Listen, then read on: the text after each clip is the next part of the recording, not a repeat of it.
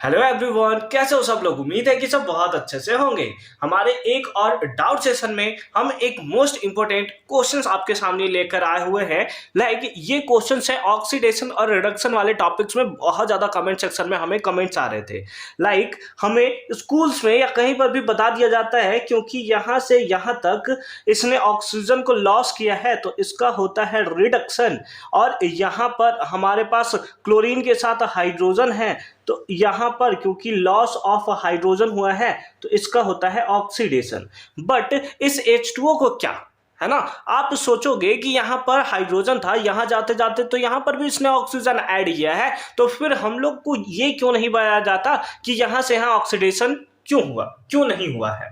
ठीक है, तो इन सब का अगर आपके मन में भी क्वेश्चन है तो उन सब का सवाल आपको इस वीडियो में मिलने वाला है कि क्यों यहां से यहां तक रिडक्शन और यहां से यहां तक ऑक्सीडेशन हुआ है।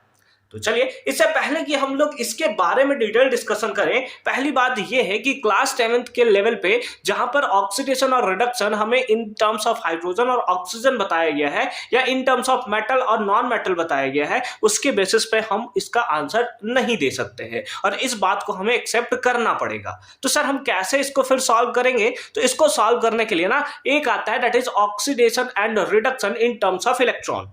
ठीक है, तो उसको थोड़ा हम लोग समझते हैं। जैसे एक चीज आप याद करके रखोगे, क्या याद करके रखना है? That is loss of electron. Loss of electron is called oxidation. Loss of electron is called oxidation and gain of electron, gain of electron is called reduction, है ना, इज कॉल्ड रिडक्शन। क्या है?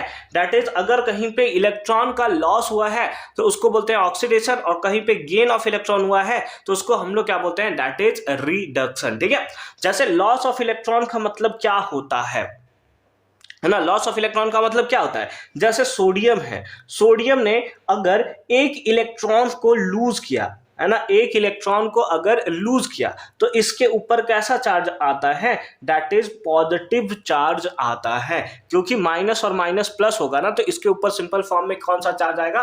दैट इज प्लस चार्ज हमें देखने को मिलेगा। और gain of electrons में क्या होगा? लेट अस सपोज अगर हमारे पास क्लोरीन है और ये एक इलेक्ट्रॉन को गेन करता है तो क्योंकि इलेक्ट्रॉन के ऊपर नेगेटिव चार्ज होता है इसीलिए इसके ऊपर कैसा चार्ज? नेगेटिव जाएगा। तो यहां एक चीज आप पता कि अगर लॉस ऑफ इलेक्ट्रॉन होता है तो उस केस में पॉजिटिव चार्ज जो है वो बढ़ता है, और अगर गेन ऑफ इलेक्ट्रॉन होता है तो उस केस में नेगेटिव चार्ज जो है वो बढ़ता है।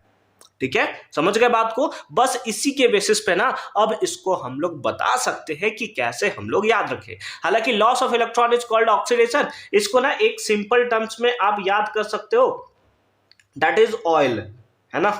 ऑयल तो आपने देखा होगा, है ना, बहुत सारे ब्रांड के तेल जो होते हैं वो प्रेजेंट होते हैं। ऑयल का मतलब क्या होता है sir? Oxidation is loss of electron. O से ऑक्सीडेशन, आई से इज और एल से लॉस ऑफ इलेक्ट्रॉन। तो ऑयल भी आप याद रखोगे तो हो जाएगा। और इसके लिए आप जर याद रख सकते हो, that is gain of electron is called reduction, है ना, gain of electron is called reduction. ठीक है, फिलहाल ये शॉर्ट फॉर्म फिलहाल के लिए हटाते हैं और मेन मकसद पे आते हैं कि क्यों इसका ऑक्सीडेशन हुआ है और क्यों इसका रिडक्शन हुआ है। ठीक है, तो एक बार फिर से इसको हम लोग लिखते हैं, क्या है? MnO2 plus HCl gives, gives क्या है?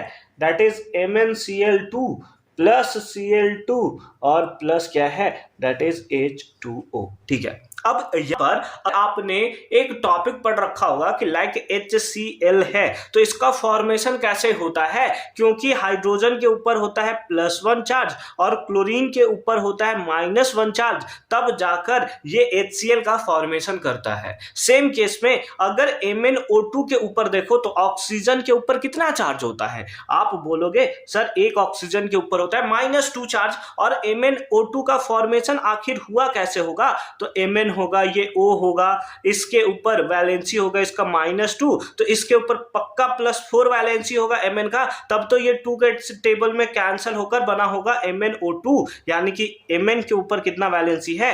दैट इज +4 वैलेंसी है। समझ रहे बात को? ये हमने बेसिक्स वीडियो में डिस्कस कर रहा है, इसका लिंक मैं आपको दे रखूंगा डिस्क्रिप्शन में। अगर इस सब में प्रॉब्लम होता है आपको कि MnO2 कैसे बना, तो आप उसे देख सकते हो, ठीक है। सेम केस HCl है, तो इसके ऊपर क्लोरीन के ऊपर -1 चार्ज, तो हाइड्रोजन के ऊपर कितना होता है? +1 चार्ज, ठीक है। अब यहां पर अगर आप देखो तो मैंगनीज है, ठीक है, तो मैंगनीज क्लोरीन के ऊपर कितना होता है? -1 चार्ज, तो मैंगनीज के ऊपर कितना चार्ज होगा? यहाँ पे 2 लिखा हुआ है, इसका मतलब इसके ऊपर कितना होगा? +2 चार्ज होगा। भाई ऐसे ही तो होगा, देखो Mn है, इधर Cl है, इधर इधर इसका क्लोरीन का कितना होता है? दैट इज -1, है ना। और आपके पास Cl के पास 2 है, तो पक्का इधर 2 होगा, तभी तो क्रॉस मल्टीप्लाई होकर आया होगा। तो Mn के ऊपर चार्ज कितना है? +2। समझ गए बात को? अब Cl, ये जो Cl2 है, ये एक न्यूट्रल मॉलिक्यूल्स है, इसके साथ कुछ और होता तब ना, तो इसका चार्ज कितना होगा? दैट इज हमें 0 देखने को मिलेगा। सेम केस हाइड्रोजन है, ऑक्सीजन के ऊपर कितना होता है? -2, हाइड्रोजन के ऊपर कितना होता है? +1। ये तो हमारा सिंपल सा है, ठीक है। अब यहां पर देखोगे क्या है, यहां पर कितना है? दैट इज ये है +4 में, और इधर जाते जाते ये किस में चला गया है? ये किस में चला गया? +2 में Mn चला गया है। +4 था और ये किस में चला गया? +2 में, यानी कि +4 से किस में चला गया है? +2 में। तो +4 से +2 में कैसे चलेगा? जब इसने 2 इलेक्ट्रॉन को गेन किया होगा, है ना। इलेक्ट्रॉन के ऊपर कैसा होता है? नेगेटिव चार्ज होता है, यानी कि यहां पर क्या होगा? -2 होगा। भाई 2 इलेक्ट्रॉन के ऊपर माइनस चार्ज ही होता है ना, तो यानी कि यहां पर क्या हुआ है? That is gain of electron हुआ है। इसने 2 इलेक्ट्रॉन को गेन किया, तो +4 से 2 माइनस हुआ इलेक्ट्रॉन का, तो +2 हुआ, यानी कि गेन ऑफ इलेक्ट्रॉन हुआ है। और गेन ऑफ इलेक्ट्रॉन को हम लोग क्या बोलते हैं? That is reduction. क्या बोलते हैं इसको? That is reduction. कोई दिक्कत नहीं है ना? चलो अच्छी बात है। यहां पर हाइड्रोजन किस में था? +1 में। अगर यहां की केस में देखें तो यहां पर भी क्या है? यहां +1 में था, यहां पर भी क्या है? प्लस है। कोई इसमें चेंजेस नहीं आया है, इसीलिए यहां पर तो फिलहाल कुछ नहीं होगा। क्लोरीन के ऊपर अगर आप देखो, ऑक्सीजन अगर आप देखो, ऑक्सीजन कितना है? -2 में। इधर भी ऑक्सीजन किस में है? -2 में, यानी इसके साथ तो कोई छेड़छाड़ ही नहीं हुआ है। ये जिस ऑक्सीडेशन स्टेट में इधर था वही इधर भी है, जिस वैलेंसी में था उसी वैलेंसी में तो इधर है, यानी कि इसके साथ कोई प्रॉब्लम नहीं हुआ। बट अगर आप क्लोरीन को देखो तो क्लोरीन -1 में था, इधर किस में चला गया है? दैट इज 0 में चला गया है। तो 0 में कब जाएगा, है ना? 0 में कब जाएगा? जब इसने क्या किया होगा? लॉस ऑफ इलेक्ट्रॉन, जैसे माइनस से 0 की तरफ गया, यानी कि पॉजिटिव बढ़ा ना। और जब भी पॉजिटिव साइन बढ़े, इसका मतलब इसका क्या होता है?